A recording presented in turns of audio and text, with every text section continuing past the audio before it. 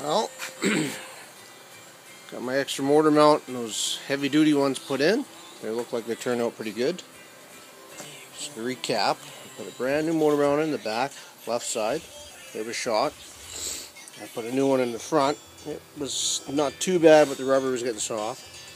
Here's the extra motor mount from Arctic Cat. It's actually the same as the left side. I put it on this side, had to reverse it, had to put a spacer in there because this piece is actually made for the left side, so you have to put it upside down. For clearance, I put a 3/4 inch spacer in, had to put a little longer bolt in. It's awfully close to the bulkhead, but it'll be alright. Clamps on the bar that goes across, which would be for your sway bar if there was one on here. So basically that mount and bolting is the same. You have to take a die grinder and radius it just so it clears this oil pump in here. It's not a big deal, just a little bit of grinding in there. That will stop the motor from walking back and forth.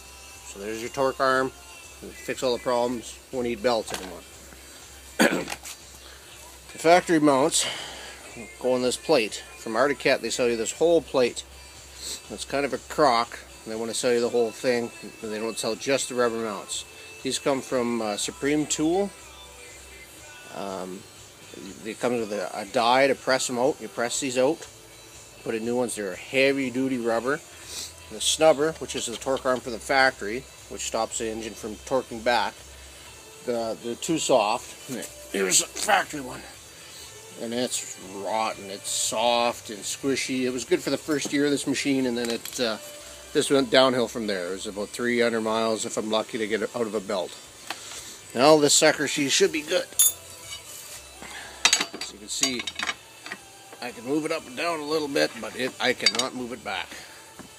So she's going to be good. She's not going to slack off and walk back every time I crank on it, misalign the belts, and get hot and eat belts. So she should be good. Hope it helps some of you guys out. I've seen this on YouTube before, one of these little motor mounts one other guy was putting together, and then I've ever heard of other guys putting these on their turbos.